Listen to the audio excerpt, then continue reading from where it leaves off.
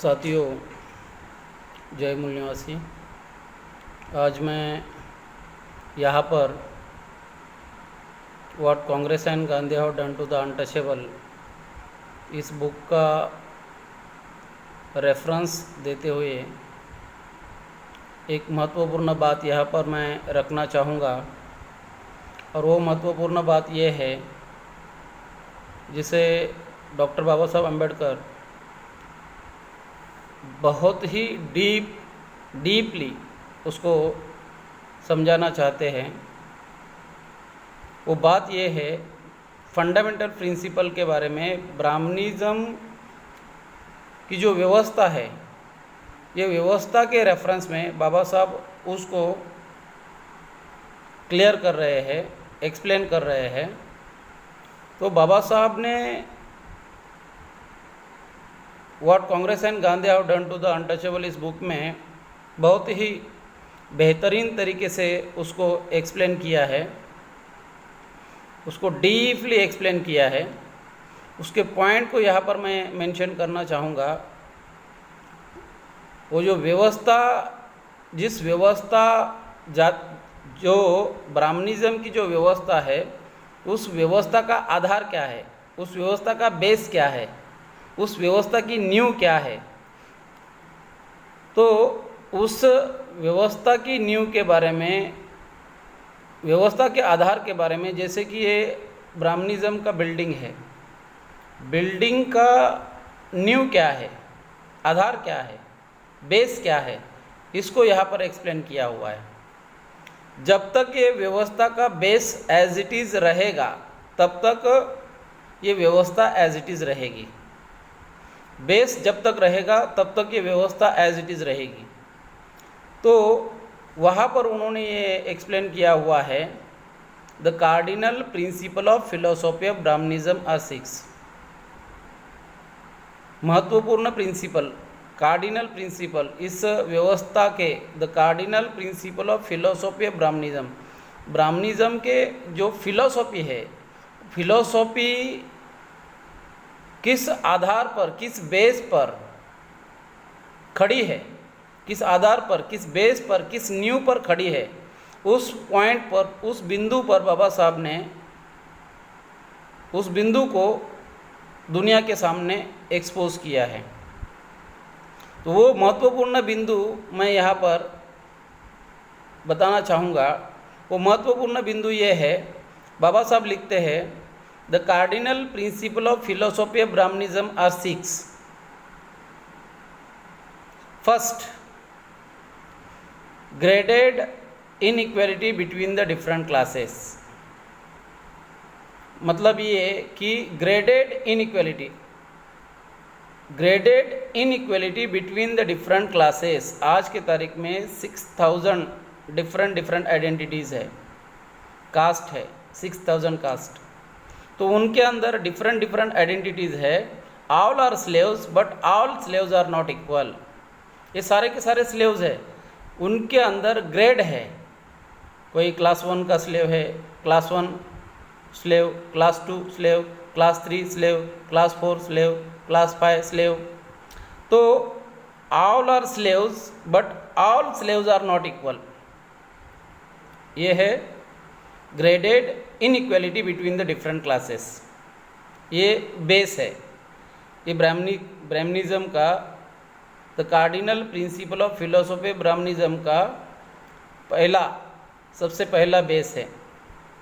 First, पहले level का base है। सेकेंड पॉइंट बाबा साहब बताते हैं, complete डिसआर्मामेंट of the Shudras and untouchable. Complete डिसआर्मामेंट 2000 सालों में जो शूद्र एंड अनटचेबल लोग हैं, उनको हथियार पाबंदी, कंप्लीट डिसआर्म, हथियार उठाना नहीं, उनकी खुद की रक्षा वो नहीं कर सकते। Complete डिसआर्मामेंट of the Shudras and untouchable. Shudras and untouchable लोगों ने कभी भी उनके लाइफ में हथियार उठाना नहीं है। Complete डिसआर्मामेंट of the Shudras and untouchable. 2000 साल से ये व्यवस्था चली आ रही है।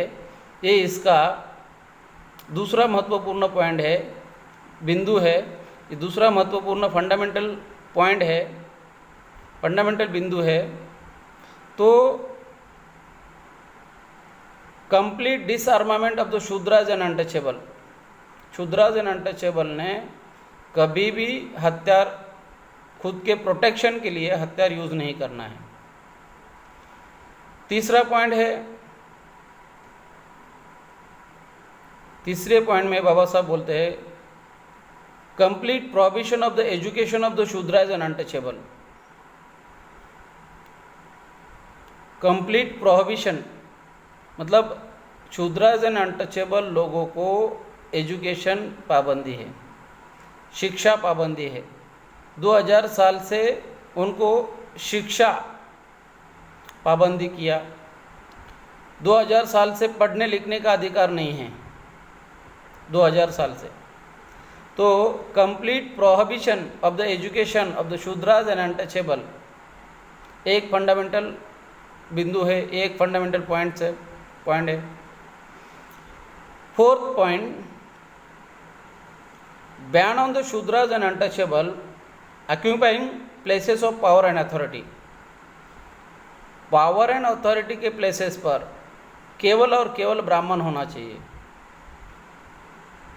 पावर एंड अथॉरिटी के प्लेसेस पर ब्राह्मण या ब्राह्मण से जो ब्राह्मण के प्रोटेक्टर है, ब्राह्मण के सिस्टम के प्रोटेक्टर है, वही लोग रहेंगे। Ban on the Shudras and untouchable occupying places of power and authority, इनको केवल पोजीशन होगा। आज भी हम अगर देखेंगे तो हमारे शूद्राज एंड अनटचेबल लोगों को केवल पोजीशन दिया जाता है, ना कि पावर। तो ban on the Shudras and untouchable occupying places of power and authority, power and authority को 2000 साल से बैन किया हुआ था। ये हो गया चौथा पॉइंट। पांचवा point, ban on the Shudras and untouchable acquiring property and wealth. Property and wealth को शूद्राज एंड अनटचेबल लोगों ने, उनके पास प्रॉपर्टी एंड वेल्थ नहीं होना चाहिए। प्रॉपर्टी एंड वेल्थ उनके पास होने से उनकी उन्नति हो सकती है। तो ban on the Shudras and untouchable acquiring property and wealth. Property हमारी शूद्राज एंड अनटचेबल लोगों की प्रॉपर्टी एंड वेल्थ क्या होगी? Dogs and donkeys are their property. Dogs and donkeys are their property. तो इनके पास प्रॉपर्टी एंड वेल्थ नहीं होगी। तो ये फिफ्थ पॉइंट।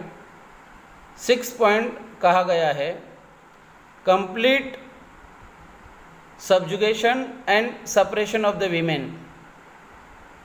महिलाओं का उत्पीड़न, महिलाओं को सप्रेस करके रखना,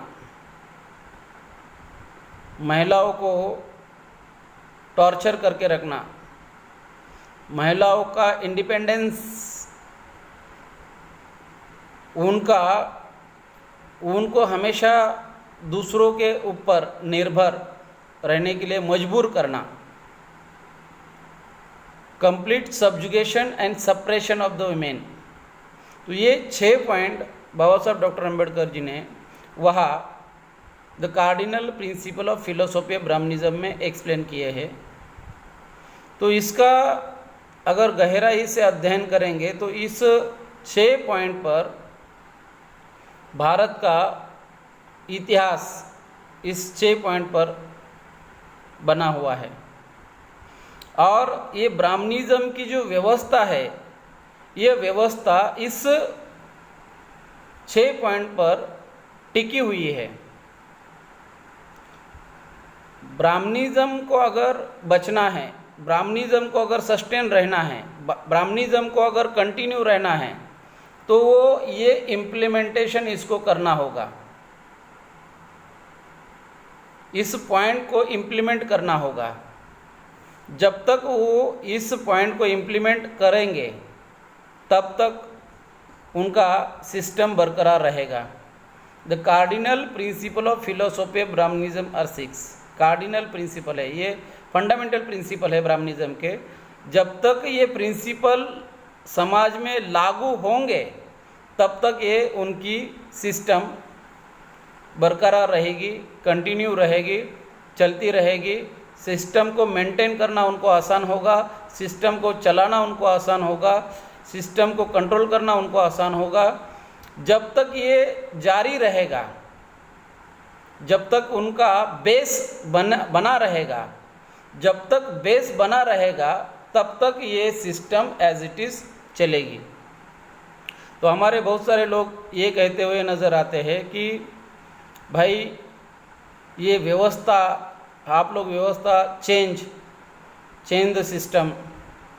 हम लोग हमारे ऑर्गेनाइजेशन के माध्यम से टू चेंज द सिस्टम, हमारे महापुरुषों का जो उद्देश्य है टू चेंज द सिस्टम, तो इसको कितना समय लगेगा ऐसा हमेशा देखा जाता है कि कितना समय लगेगा। क्वेश्चन करते हैं कि कितना समय लगेगा, आंदोलन कब होगा, आंदोलन कब होगा।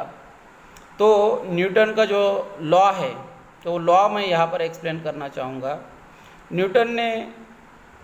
न्यूटन का 3 लॉ है, उसमें से एक लॉ है force is equal to mass times acceleration and change in motion proportional to the force apply. Force is equal to mass times acceleration and change in motion proportional to the force apply. जितना आप force apply करोगे उतना ही आपको change नज़र आएगा। समाज में जो बुद्धिजीवी लोग हैं आज इस व्यवस्था से, जो व्यवस्था 2000 साल कार्यरत थी, हमारे महापुरुषों के आंदोलन के बदौलत हमारे समाज में जो पढ़े लिखे लोग निर्माण हो गए, उनकी आज के तारीख में उनकी ये जिम्मेदारी है कि इस व्यवस्था को ध्वस्त करना, इस व्यवस्था को जानना, समझना और समझने के बाद इस व्यवस्था को ध्वस्त करना। इस व्यवस्था को ध्वस्त करने के लिए उन्होंने time, talent, work, money, skill, जब ये उनका खुद का time, talent, work, money, skill इसको लगाएंगे तब जाके ये व्यवस्था ध्वस्त हो सकती है। Force is equal to mass times acceleration and change in motion proportional to the force apply. जितना फोर्स आप अप्लाई करोगे, time, talent, work, money, skill, जितना फोर्स आप अप्लाई करोगे उतना ही चेंज आपको नजर आएगा। तो ब्राह्मणिज्म की व्यवस्था को ख़त्म करने के लिए, ध्वस्त करने के लिए आपको अपना समय, time, talent, work, money, skill लगाना होगा, देना होगा, इन्वेस्टमेंट करना होगा। तब जाके आपके सामने, तब जाके आपको ये समझ में आएगा कि व्यवस्था, जो व्यवस्था के परिणाम हमारे सामने दिखाई देते हैं, इस जटिल व्यवस्था को बदलने के लिए हमें अपने से शुरुआत करना होगा और इस व्यवस्था को बदलने के लिए हमें इनिशिएटिव करना होगा। आज मैं यहाँ पर इतनी ही बात रखना चाहूँगा। धन्यवाद।